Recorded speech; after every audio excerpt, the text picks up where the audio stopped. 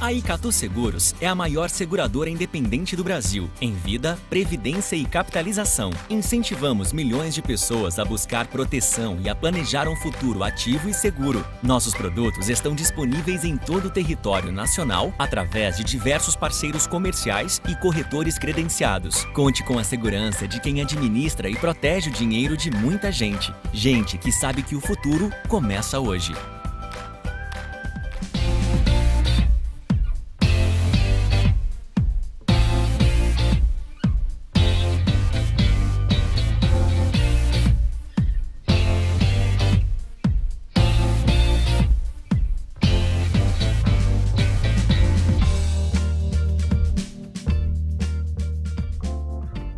Estamos no ar, sejam todos muito bem-vindos ao meu canal, aqui Diego Casagrande, direto dos Estados Unidos, vocês estão vendo aí, meu entrevistado já está aqui conosco, publicitário, especialista em gestão de imagem, de conflitos, de crises, coisa tão presente nos dias atuais. Gil Kurtz, prazer te ter comigo aqui, tudo bem? Grande e talentoso Diego, eu aqui fiquei honrado em receber o convite para participar do teu programa, né, porque eu te acompanho em todas as plataformas, né, e aliás te acompanho desde a época lá da Famecos, né, e realmente... Então, lá se vão uns 30 anos, né? Vou entregar a nossa idade, né, Diego? E eu, sem querer fazer média, porque estou sendo aqui entrevistado por ti, né, eu te coloco entre os 10 jornalistas que eu mais respeito no Brasil, tá? Opa, sejam do Rio Grande do Sul, seja de fora daqui, né? E como tu sabes, assim, eu tenho um pouquinho do jornalismo no meu DNA, né? Só não tive talento para ser jornalista, tá? E virei um vendedor de reclames, um publicitário, com as outras atribuições que eu avancei e que tu citaste agora. Maravilha, olha, obrigado pelas palavras, é um prazer te receber aqui. Como é que está sendo aí, Gil, a tua vida? Nós vamos falar, só avisar para quem está conosco, quem está chegando, nós vamos falar de comunicação, de gestão de crises agora com o Gil, ele é especialista nisso, gestão de imagem, vamos falar de política. Antes eu quero saber como é que está a tua vida aí no meio dessa pandemia. Olha, Diego, realmente mudou bastante, né, para todos nós, claro, né? Eu deixei de ir ao escritório, né, no dia 19 de março, tá? Fiz mais uma reunião depois presencial e levei uns puxões de orelha da minha filha, né? Minha filha é médica, né? E disse, pai, eu já te falei para tu ficares em casa, não vai sair e tal. Então a única coisa que eu faço assim para quebrar um pouquinho essa rotina de ficar trabalhando em casa, seja com lives com cliente ou lives de entrevista, que no caso essa é a primeira que eu estou participando honradamente, tá? Eu faço todo dia. O que eu faço? Eu vou ao supermercado, tá? Dá para dizer o nome do supermercado que eu frequento? Claro, por favor. É o Zafari, né? Ali no Bourbon Country, tá? Então, tu também sabes que um dos meus... eu acho que é um dos melhores do Brasil, né? Então... Com certeza, com certeza. E tu sabes que, né, para compartilhar com os teus espectadores também, meu hobby é cozinhar, tá? Então eu gosto de ir no supermercado todo dia para ver, né, pensar em alguma coisa diferente para fazer, mas até isso, esse vírus afeta, porque tu perde um pouquinho, né, uma coisa é tu cozinhares no final de semana, fazer uma coisa diferente e tal, né? Então acho que isso, né, a rotina ficou realmente bastante rotina, tá? Um outro aspecto que também para mim me afeta bastante é que eu tenho 2 filhos de 2 casamentos diferentes, né? E os meus filhos também, eu não consigo vê-los, tá? Assim, o máximo que eles vêm, ele pega um carro, vem aqui no portão, né?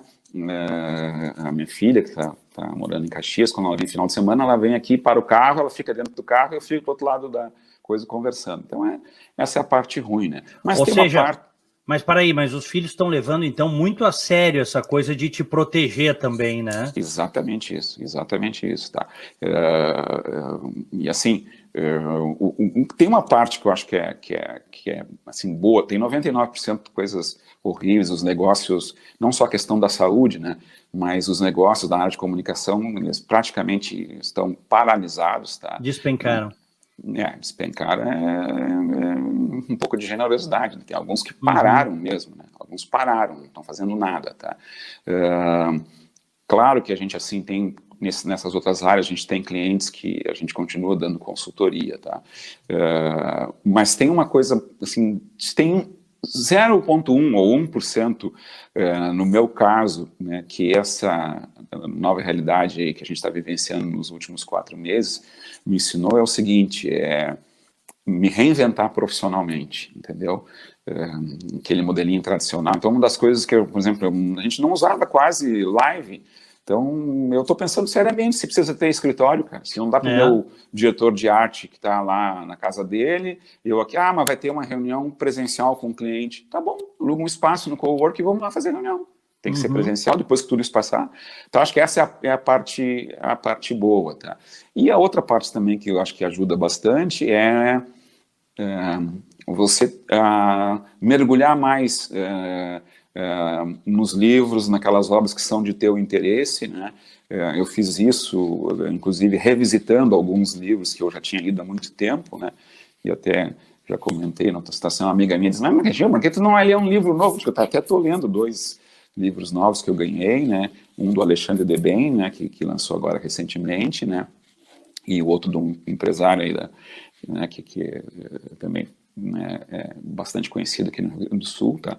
Mas, assim, isso acho que também é uma parte boa, né? Porque senão tu fica naquela, vai pro escritório, trabalha, tá, aí no final de semana você tá cansado, daí o tempo que você ia dedicar para ler um livro no final de semana, você vai ler metade. Então, assim, a minha rotina, ela virou mais do que uma rotina, é isso. Eu vou de manhã no super, né? Vou a pé, se eu tiver muito carregado eu volto de táxi, e era isso, e trabalhando, né? Trabalhando bastante, Gil, né? Eu lembro de te encontrar lá nos anos 90, nos idos dos anos 90, tu publicitário de sucesso, né? Obrigado. Uma grande agência, e um dia a gente conversou, até foi no Barranco, que também é um restaurante referência. Com certeza. E tu me disseste assim, Diego, eu sou um liberal. Tu me disseste, eu sou um liberal. Eu me lembro que na época, se não me falha a memória, tu até chegasse a te filiar, na época, ao PFL. Estou enganado ou não? Não, tá certíssimo. Tô certo, né? Tá Tu, certo. tu me disseste isso, e a gente, e até eu me lembro que na época a gente conversou, porque tu eras um cara muito de esquerda na tua juventude, né? Fui filiado ao PT, na fundação do PT. Pois é. E aí depois... Mas eu transito bem com a turma da esquerda ainda hoje, viu? Porque eu nunca perdi um amigo de esquerda, né? Não, tá bem, mas tu abandonaste o socialismo, quer dizer, tu rapidamente entendesse que o socialismo não leva a lugar nenhum a não ser fome, miséria e opressão, né? Isso é que é fundamental, esse é que é o ponto. Com certeza, e tem primeiro assim, tem uma influência que eu recebi dessa parte da formação, né, na minha passagem pela fundação do PT, é porque eu estudei meu 2º grau no Juninho, né?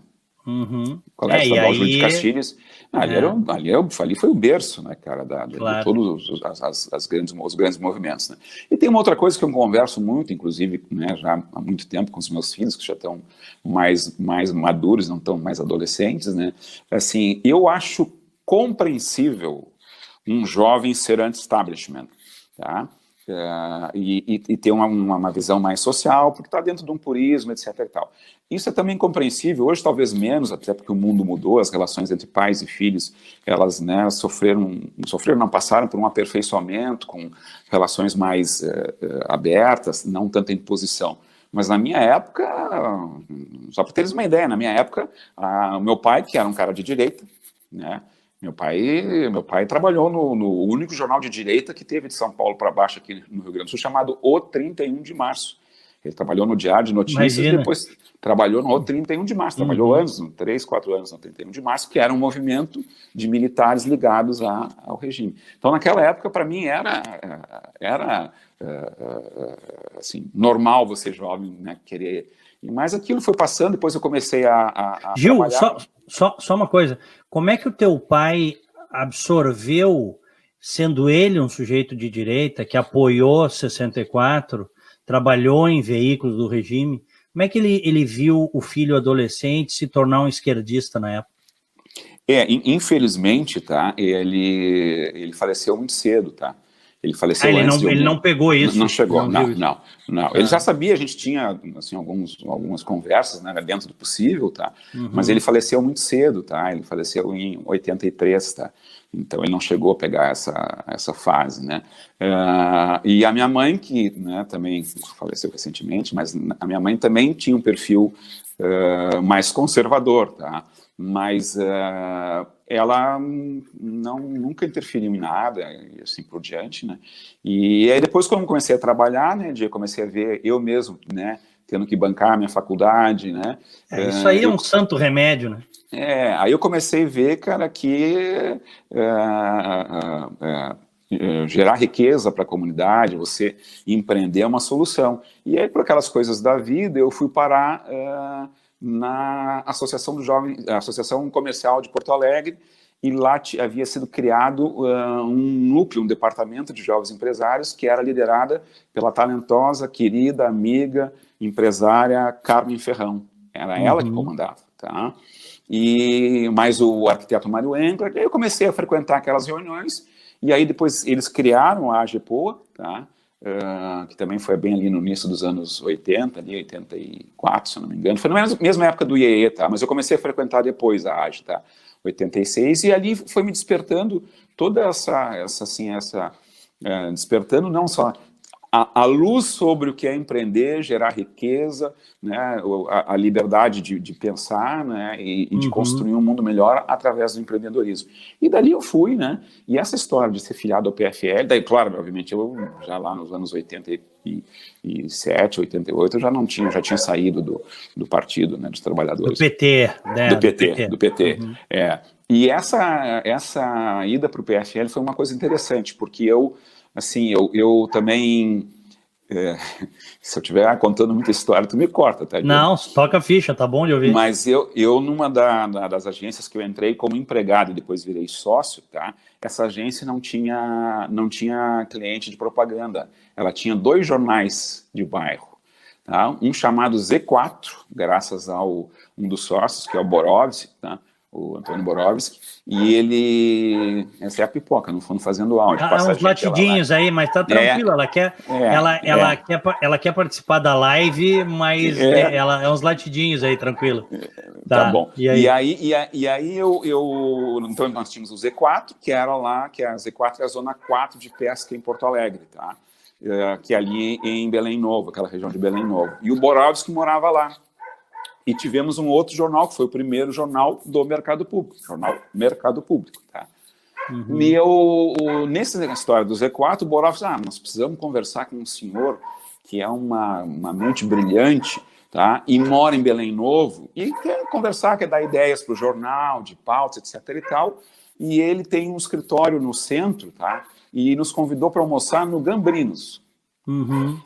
Tá? Esse senhor, né, também já partiu, mente brilhante, tá? Chamado Ari Burger, pai do André Burger. Grande cabeça. Tá? Foi o cara, na época do Triquês, com uma visão... Criou a primeira startup, né, cara? A CRP, Companhia Rio Grandense de Participações, que na verdade não era uma startup, era um fundo de investimentos, onde tinha 49% de participação de grandes empresários aqui do Rio Grande do Sul, nesse fundo, e 51% era do governo, tá? E fomos conversar lá com ele, para te cortar a história. E almoçamos, né? Pô, Gambrinos, eu só me lembrava de passar na frente, tá? Porque o Gambrinos, né? E aí me aproximei dele e ele me apresentou o André Burger, o filho dele, né? Que é um outro cara... Cara querido, grande figura. Querido, e aqui eu sempre digo assim, eu tenho um monte de amigo liberal, agora, cara que domina o pensamento liberal por ter uma formação de literatura consistente, são poucos, viu, cara? Me lembro, né? Tinha lá em alguns tempos que... Né? E aí eu me envolvi com os jovens empresários, aí depois fui vice-presidente. Hoje o que tem de liberal aí, de orelha de livro é brincadeira. E conservador, então, nem fala. Né, Gil? Eu acho que tem nos dois casos, né? Então eu entrei lá, fui vice-presidente da Federação dos Jovens Empresários do Rio Grande do Sul, tá? Na época também, eu não sei se você se lembra, cara, foi ali 90 eu até tenho um livro dele aqui, 90 e pouco, quando começou a haver um boom de empresas no Brasil. Te lembra da Starup? Sim, claro. Tá. Lembra quem era o cara que criou a Starup? André Hanschburg. Tá? E eu, quando comecei a participar da Federação dos Jovens Empresários, eu disse, nós temos que estimular o empreendedorismo no interior do estado. Tá? E aí, na época, tá, eu fiz contato, naquela época não tinha celular, não tinha nada, foi via fax, tá? Liguei, falei com a secretária dele, e aí eu disse o que era, ela disse, senhor, faz favor de formalizar em nome da entidade um convite e tal, mandamos via fax, tá? O presidente na época da FAGEC, se não me engano, era o Chu, tá? Que é um advogado hoje famoso, tá? E aí fizemos um roteiro com ele, cara, maravilhoso. De carro, cara, 2 dias. Caxias, Passo Fundo, Santa Rosa e Santa Maria. E reunimos... Mas por que você está contando isso? Porque aí... que aí eu acabei me apaixonando mais por esse desenvolvimento e aí eu acabei me aproximando do André Burg, e o André me convidou, quando eu saí da FAGEGS e assumi os Jovens Empresários, para mim ser integrante do IEE, e tive a felicidade de conviver com uma turma maravilhosa. Olha aqui, ó, eu lembro, Gil, aproxima um pouquinho a tua câmera, por favor, aí, tá aí.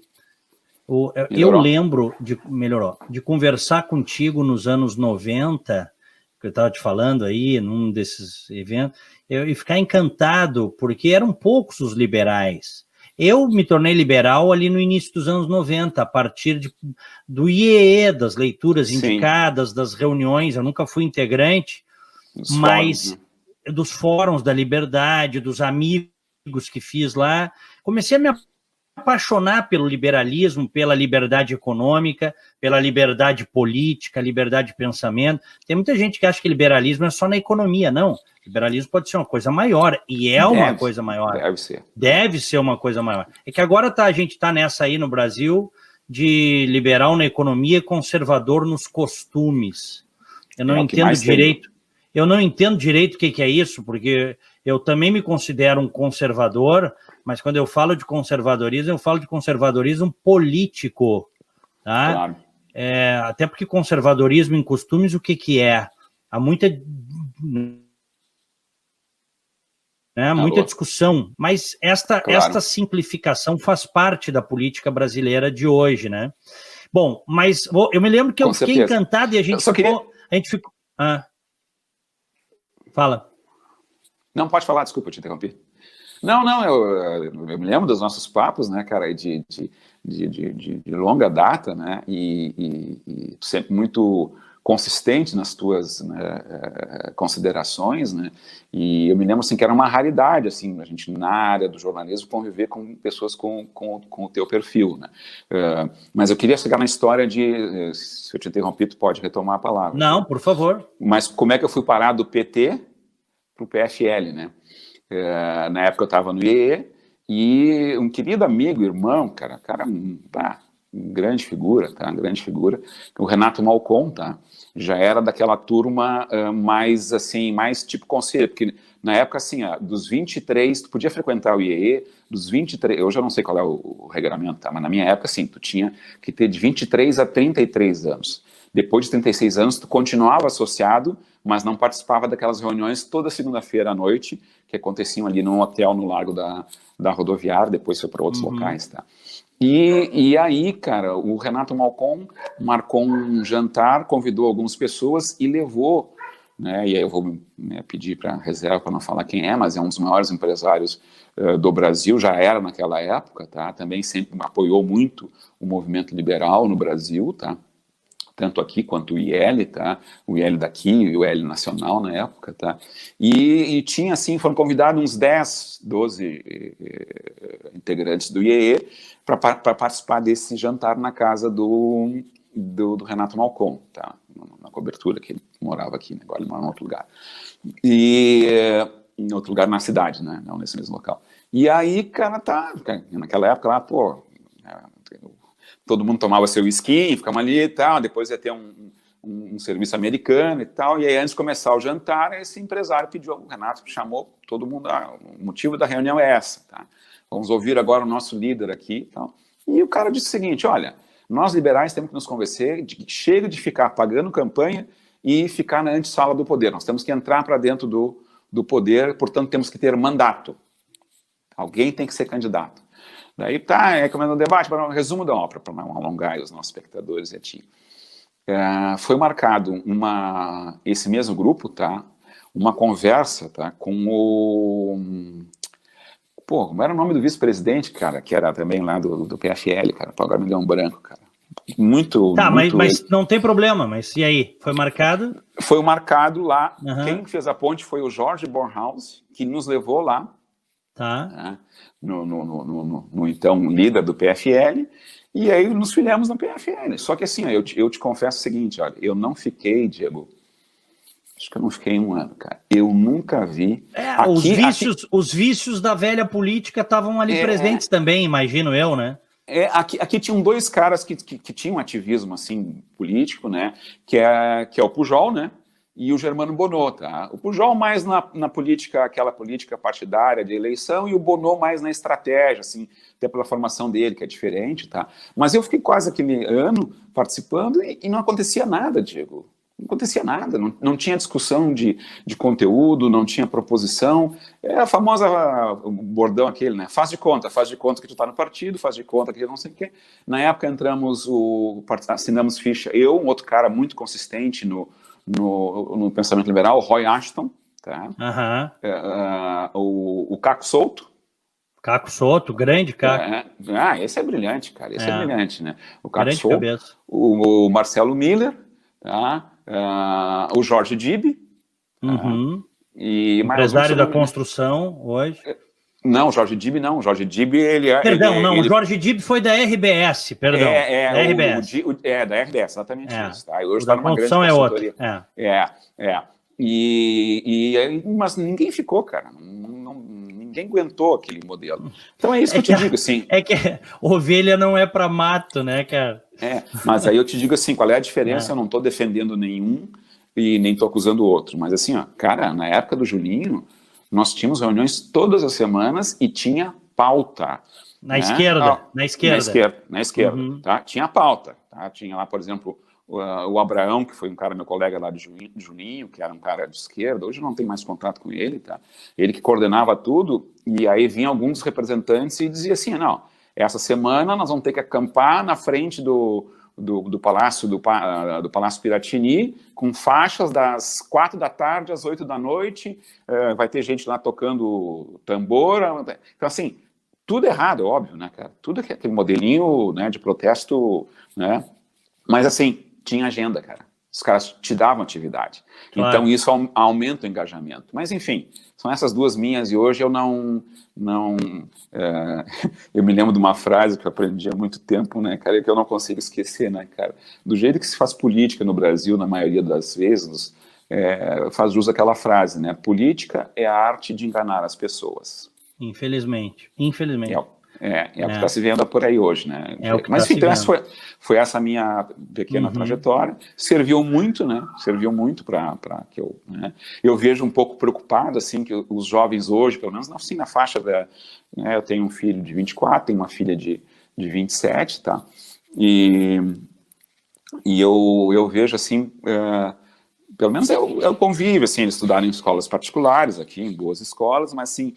A grande maioria dos colegas deles, assim, tem 1 ou 2 lá que pensa, pode até ser um social-democrata e tal, menos gente, óbvio, com visão socialista, mas eu não vejo jovens falando muito sobre isso. Isso me preocupa, não sei como no teu caso, Diego, tu tá mais distante aí. Eu acho que tem muita alienação hoje em dia, né? Muita alienação. Isso me preocupa também. Diga. Não, essa, eu acho que tu usaste uma expressão que define bem isso, porque todo esse lado maravilhoso da tecnologia, né, do que está se vivendo, né, não temos mais fronteiras, né, fez com que grande parte, ou uma parte significativa desses jovens, tá muito mais interessado, né, em usufruir essa tecnologia do que às vezes, né, defender determinadas bandeiras, e até mesmo ler. Eu vejo, assim, de alguns jovens que, pô, o cara lê o que é obrigado lá pelo colégio, pela faculdade, assim, então não tem, né, tem pouca gente com isso. Pode ser umas circunstâncias minhas, em função do universo que eu convivo, né? Mas o mundo tem chance. Ô Gil, estes meios que nós temos digitais hoje, internet, isso ao mesmo tempo que a velocidade da comunicação é outra, quer dizer, é a velocidade da luz perto do que tínhamos, também gerou uma coisa de preguiça mental. Eu não vejo mais jovens com livro na mão, né? E não é nem para fazer a leitura em livro digital, não é isso. Eu vejo a maioria dos jovens não lendo, porque o mais fácil é ficar com isso aqui na mão, certo? Em rede social, lendo coisas curtinhas, a leitura longa, aquela que a nossa geração ainda pegou, eu não vejo mais. Eu também não. Eu sempre digo assim, seja na vida pessoal, seja na vida profissional, nós temos 3 tipos de pessoas, tá? Você tem o surfista, que é o cara que anda na onda, você tem o mergulhador, e tem o 3º perfil, que é o ideal. É o cara que sabe quando tem que surfar, surfa, e sabe quando tem que mergulhar, mergulha, tá? E eu vejo que o mundo está meio dividido. Ou o cara mergulha demais, ou o cara só surfa, né? Então esse 3º perfil é o integrado. Então deixa eu te perguntar o seguinte, Gil. Chegamos a essa marca tétrica de 100 mil óbitos por Covid-19 no Brasil. Como é que tu recebeste esses números? Que são números, por trás de cada morte tem uma família. Por trás de cada morte tem muito sofrimento, né? Tem gente que diz assim, por que não fala dos... Eu vi nas redes aí, por que não falas dos 2 milhões de curados? Por favor, a tragédia da existência humana é a morte. É a morte, claro. É a morte inesperada, né? A morte inesperada. A morte inesperada, a morte que pega um familiar, entendeu? E o arrasta para uma... Quando não morre em casa, o arrasta para uma cama de hospital, para uma intubação... E ele não volta mais de lá, e tem 100 mil casos aí no Brasil, e este número vai crescer, apesar dos negacionistas. Como é que tu, infelizmente, né? Como é que tu vês isso? Não, isso é número de guerra, né? Isso é chocante ver tudo isso, né? Mas eu vejo que tem uma responsabilidade do atual governo, né, que simplificou, né, quando o problema surgiu, na contramão de tudo que cientista da área da medicina vinha afirmando desde o início, né? Então, vamos repetir o que todo mundo já ouviu, da tal da gripezinha, né? Fica fazendo propaganda de produto que os grandes pensadores cientistas da medicina no mundo e aqui no Brasil dizem, repetem que esse medicamento não tem nenhuma relevância na cura desse vírus, né? E deu no que deu, né? Deu no que deu, né? Se perdeu o controle, se brincou com tudo isso, né? A nossa sorte é que a gente tem, né, e vamos falar aqui de Porto Alegre, não conheço, né, as realidades, nós temos grandes referências hospitalares, né? Se tu pegar um Clínicas, se tu pegar um Conceição, né, um Cristo Redentor, você tem corpo médico, profissionais da saúde de primeiríssima linha, mas a estrutura Porto Alegre voltou a crescer, né? Voltou a crescer. Né, das últimas 2 semanas tinha dado uma estabilizada, agora aumentou o número de pacientes com o vírus, tá? E o que é mais preocupante, diferente de uma crise econômica, né, que crise econômica você tem remédios racionais e lógicos, tá? E você pode trabalhar com uma equação de tempo a partir desses remédios, ditos remédios, né, racionais e lógicos, perdão da redundância.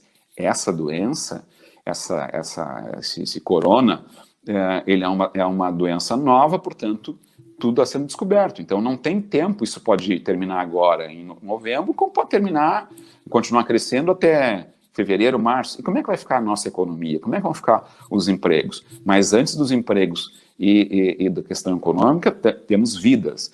E eu creio que, infelizmente, parte da liderança ligada ao atual governo federal usou o famoso faz de conta, isso vai passar, e 100 mil pessoas. Eu até falei hoje na rádio, eu não sei, tá, se efetivamente, acho que sim, se nós teríamos menos mortes por Covid-19, se a postura do presidente fosse outra, mas foi uma postura muito ruim, né? A coisa de menosprezar. Ele veio aqui para os Estados Unidos e num dos discursos dele, ele disse que era uma fantasia da mídia. Eu até vou botar o áudio aqui, porque hoje de manhã alguém disse para mim assim, não, isso não é verdade, ele não falou, ele disse que era uma fantasia. E ele, num país de pessoas você tem 1/3 das pessoas analfabetas funcionais, do ponto de vista educacional, um povo muito mal educado, né, sem educação formal, com problemas sérios cognitivos, a média, o povo pobre brasileiro. Ele mandou um recado desde o início de que não tinha problema se reunir, andar sem máscara, né? Ele mandou esse recado, arque com as consequências agora. Eu vejo muito militante, inclusive aqui agora a gente nos assistindo, eu vejo muito militante dizendo, não é nada disso. É sim.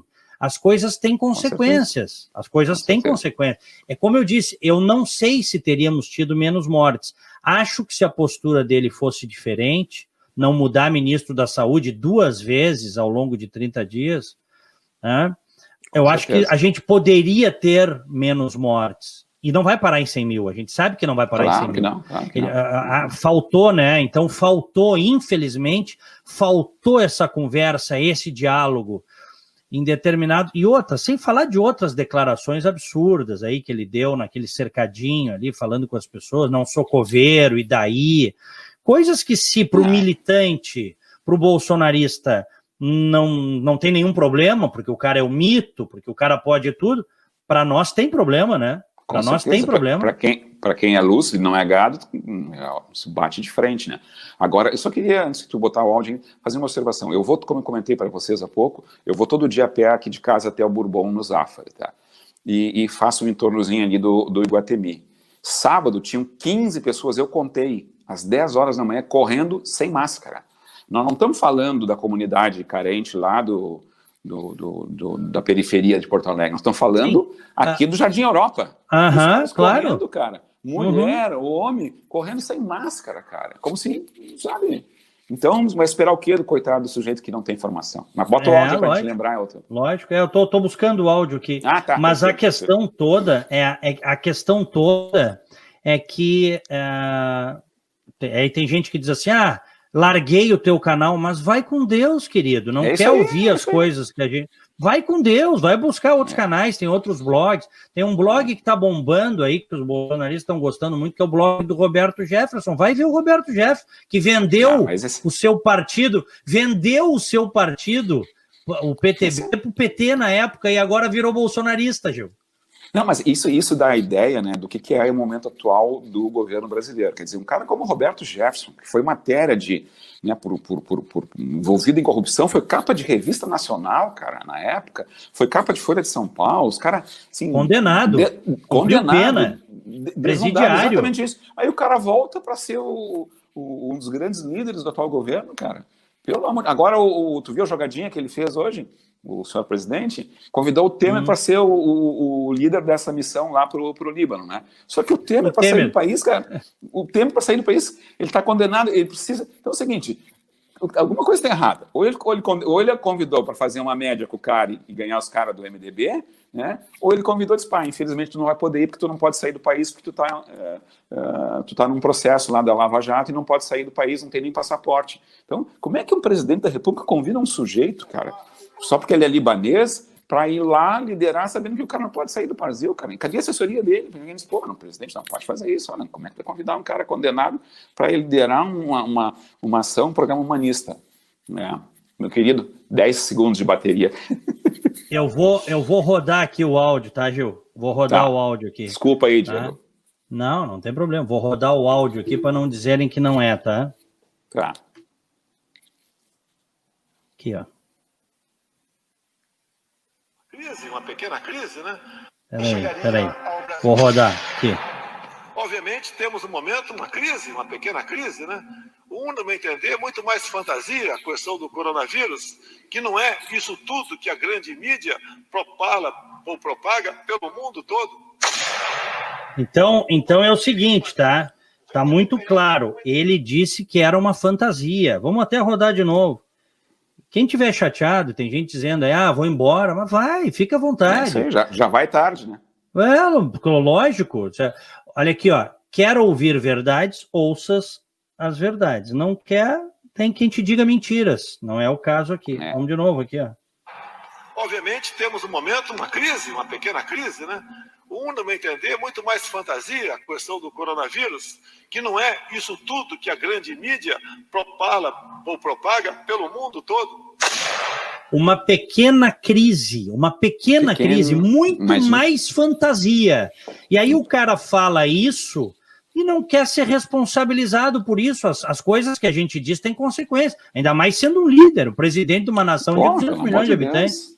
Pelo amor de Deus. E aí tu falaste da história, né, da mentira. Uma outra frase que eu aprendi também em casa, não era a frase do meu pai, né, mas ele sempre dizia, tu prefere que eu te fira com a verdade ou te iluda com a mentira? O que eu vejo, assim, que essa turminha aí, que se dizem conservadores, mas não são conservadores, estão muito mais lá na outra faixa, eles preferem ser iludidos pela mentira, assim como o pessoal da extrema esquerda também preferiu ser iludido do que sofrer a verdade, né? Então, assim, a minha grande preocupação, né, Diego, e aí, como cidadão, como pai, né, de filhos, né, como um pequeno empreendedor, aonde é que nós vamos parar com esse tipo de liderança? E qual cenário nós vamos ter, né, para as próximas eleições, para ter chance de o Brasil dar uma guinada e ter um líder, né, que seja um líder que construa, e não um líder que destrua. Tá? Um líder que faça esse país usar todo o seu potencial que ele tem de empreendedorismo, de inteligência, de ciência, né, para a gente construir um mundo melhor para os nossos filhos e para os nossos netos, e assim, né, um país que não seja só, né, da música lá do Eu Te Amo, Meu Brasil, né, dos anos 70, né, Diego? Gil, como é que tu estás vendo? A gente se aproxima, a gente está longe ainda, tá? Tem 1 ano e meio, um pouquinho mais de 1 ano e meio de governo. Mas a gente sabe que a campanha eleitoral de 2022 começa no ano que vem, começa um ano antes, tá? Como é que tu estás vendo? Existe do centro para a direita alguém que possa ocupar o lugar do senhor Jair Bolsonaro? Porque ninguém quer PT também, né? Ninguém quer PT. Essa bandidagem do PT, essa bandidagem que a esquerda, depois de 14 anos, promoveu, ninguém quer. Então tem que achar uma alternativa a isso. Existe hoje, na tua opinião, ou não? Não, eu não vejo assim, na minha modesta, né? Tem um João Dória, tá, que eu tive a felicidade mas esse aí é brabo, né? Esse aí é brabo. Não, eu sei, mas ele tá... É dureza, esse é dureza. Ele tá no tambor do Brasil, né? Tá no estado mais rico do país, né? Então, assim, eu tive a felicidade de conhecê-lo pessoalmente na época que ele escrevia na Gazeta Mercantil e era da Embratur, tá? Há tempos isso, tá? Mas, assim, anos 80, ele foi da Embratur no governo do Sarney. Exatamente isso. E ele é um cara sedutor, viu? Tu compra um carro usado dele achando que ele é zero. Eu não compro, desculpa, eu não compro. Não, eu sei, tô fazendo uma figura de linguagem. E um outro cara que eu acho que ele perdeu a oportunidade de fazer um degrau, tá? E vir para 22 de uma maneira mais forte, tá? Que é o Ciro Gomes, tá? Que né, também tem muitas fragilidades. Esse eu não quero nem um carro de graça dele, não é nem que eu não compro, eu não quero um carro. Se o Ciro Gomes quiser, te dou meu carro, não quero, obrigado. Mas ele perdeu a oportunidade de reconstituir na última eleição que ele participou tá? E criar uma nova imagem, mas ele tá muito no DNA dele esse modelo lá, né, do Coronel. Do Coronel, exatamente isso, do Coronel. Né? E queiramos ou não, ainda tem muita força por lá. Mas assim, eu não vejo, Diego, pode ser falta de conhecimento meu, mas eu me considero uma pessoa razoavelmente bem informada, e política é um vício meu. Eu gosto de política, gosto de ler sobre política, gosto de falar sobre política. Mas eu não vejo ninguém assim nessa largada que vai começar o ano que vem, como tu disseste, eu não vejo ninguém. E isso pode favorecer ele se ele tiver políticas, né, de tentar ganhar, como ele já começou a fazer agora, né, que criticava a Bolsa Família, etc. e tal, e está arranjando aí os recursos que muitas pessoas precisam mesmo, tá? Mas o cara tá... É o Renda Brasil. É o Bolsa Família do bolsonarismo, né? Exatamente isso. E que ele, mais os Guedes da vida, e mais os outros tantos criticaram, e vários desses ditos conservadores, estão usando da mesma forma, né? Enfim, então, como diz um fabricante de espumante aqui do Rio Grande do Sul, né, cara, em relação, né, na minha visão, em relação a 2022, oremos. O Gil, o Moro aparece aí nas pesquisas com 10%, Sim. Ele tem um patrimônio. No segundo turno, segundo a pesquisa Poder Data, o Bolsonaro ganha de todos com folga, mas empata com o Moro, nessa pesquisa que saiu semana passada, ou seja, o Moro não pode ser desprezado. Agora, o Moro precisaria de uma assessoria de imagem, né? Sem dúvida. Com certeza. Ele precisa ele tem bala na agulha no sentido de reputação, tá? Ou seja, que é uma raridade em política, né, pegar um cara. Mas outra coisa, ele precisa de alguém de imagem e precisa de um cara de marketing político, um animal político de primeira linha, tá? Eu estou te falando assim, ele nem atua mais nessa área, mas precisa de um Nizam Guanais, entendeu? Um cara que sabe como é que se transita no approach do discurso político e como tu seduz, né? Como produtos, nos casos políticos, seduzam, né? O seu público no sentido de seduzir, contando a verdade e sinalizando o novo. Mas bem lembrado, o Moro tem chance, sim, pode ser o famoso correndo por fora, mas ele também tem que ter cuidado, qual é a sigla que ele vai ir, com quem é que ele vai se associar. Então, tem uma arquitetura ainda aí a ser construída e não foi construída ainda os pilares, que é parte da engenharia, né? Os pilares da engenharia, para construir o prédio, fazer o projeto arquitetônico, você vai ter que ter os pilares, e eu acho que isso ele está fazendo, né, a quatro paredes, né, ou ele ainda está... Porque eu sempre digo assim, claro, tem maior respeito pelo judiciário, pelos juízes, promotores, etc e tal, né? Mas o cara tem, para ser juiz, promotor, o cara tem que ter várias qualificações, tá? Grande parte deles, não estou dizendo todos, eu conheço vários que não são assim, tá? Mas o cara tem que ser inteligente, tem que passar bem, tem que passar no concurso, tem que fazer direito, e tem que ser vaidoso. Porque acaba se contaminando, né? Mas tá aí o juiz esse da praia, né? Tá aí o juiz esse da praia, né, cara, que caminhando sem máscara, sem nada, e faz aquele absurdo. Então, assim, eu espero que a gente tenha, né, e acho que o nome dele é um nome com capacidade de construir essa imagem e algum projeto para a gente ter, pelo menos, agora, 2 mandatos ali. Eu acho que eu vou ver se tu me arruma uma casa para alugar aí, cara. Eu acho que vou tentar vender Reclame aí na Flórida, né, cara? Porque vai ser difícil, meu velho, vai ser difícil. Vão te chamar, já estão te chamando de comunista aí na internet. Já? Porque muito, não todos, tá? Mas muito bolsonarista, muito militante bolsonarista tem esse pensamento rasteiro, binário. Diz o seguinte: se você não apoia o Bolsonaro, inclusive nas coisas erradas do Bolsonaro, você é automaticamente esquerda, você é comunista, né? O que é uma coisa, eu tenho dito, parem de passar vergonha. Vocês estão passando vergonha com esse tipo de coisa. Sem querer ofender o teu parte do teu público aí, né, que está me chamando de comunista, eu prefiro ser comunista do que alienado e gado, entendeu? Eu prefiro me chamar de comunista do que ser um alienado e ser gado, né? Porque tem uma turma grande desse viés aí, que os caras são alienados, são cegos, cara, são cegos, eles não enxergam um palmo adiante.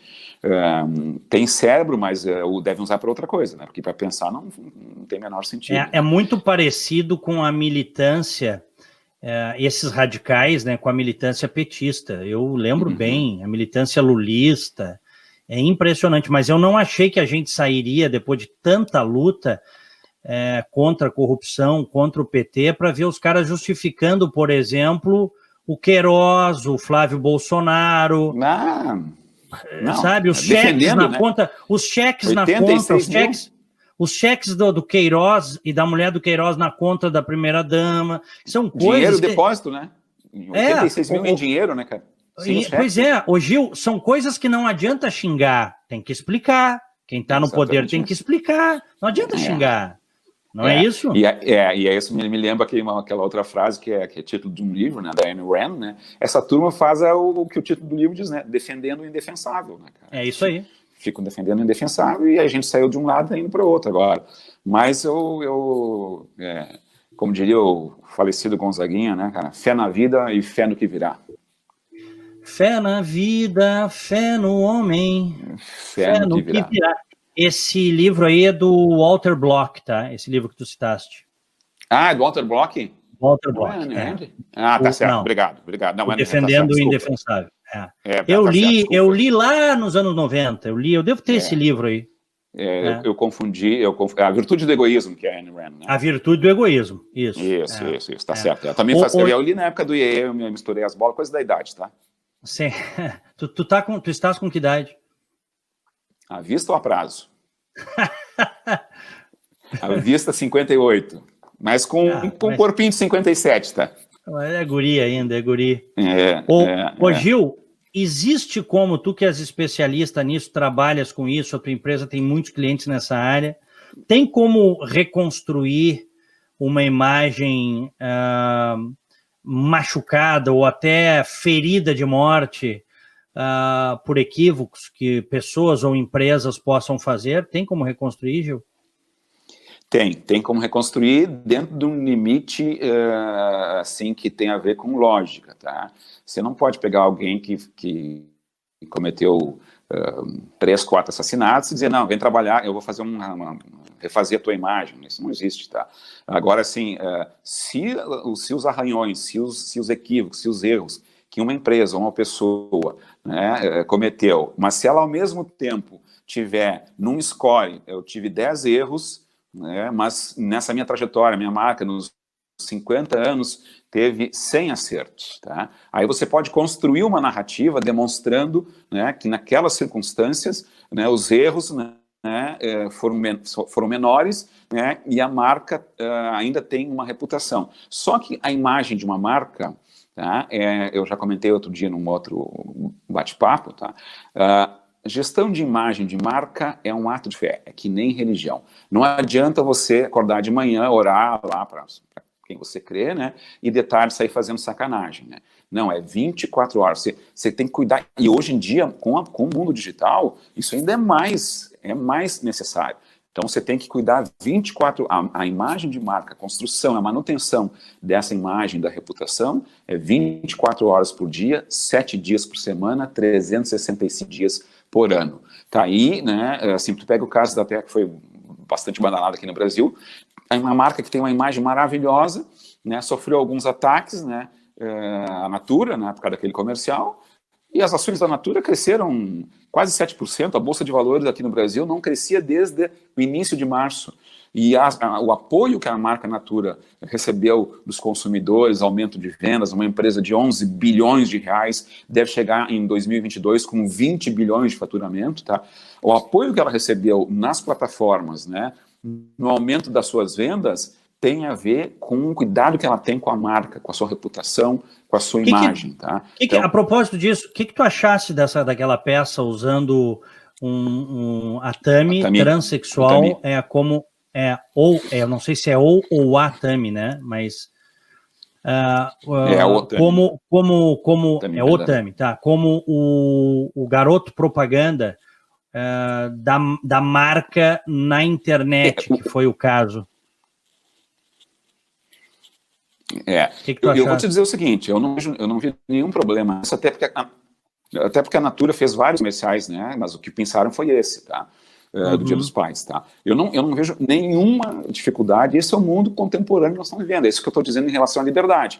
Se o cara fez uma opção de gênero, tá, e assumiu a condição que ele gostaria, né, de pai, e adotou uma criança, e está exercendo esse papel como qualquer um outro pai, né, de boa formação, cara, que bom, melhor do que essa criança tá lá num abrigo, né, vítima de coisas horríveis, né, assim ela vai poder estudar, vai poder ter formação, e ele está no direito dele de liberdade, né, de fazer o que ele fez, né, em relação ao seu gênero, e se a justiça permitiu que ele, é porque ninguém dá guarda de uma criança, né, nenhum juiz, nenhuma pessoa do judiciário, sem fazer uma avaliação completa. Se o único problema, entre aspas, que ele tinha era a sua mudança de gênero, certamente quem deu a guarida da criança, ou pelo menos, né, ele está usando isso como uma forma, né, no comercial, está certíssimo. Eu achei o comercial maravilhoso e precisa ter um cliente, um cara de marketing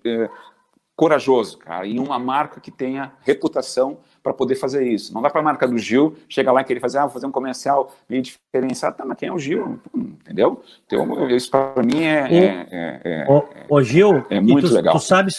Tu sabes o que me lembrou? Me lembrou aqueles comerciais dos anos 90 da Benetton. Tu te lembras o que aquilo chocava a Europa e o mundo? Me lembro.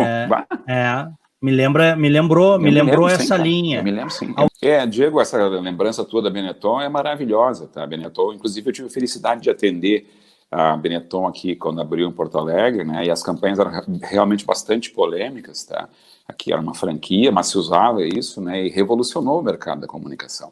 Então é um grande case, e a Benetton, infelizmente, depois como marca, ela não conseguiu, né, ter toda essa...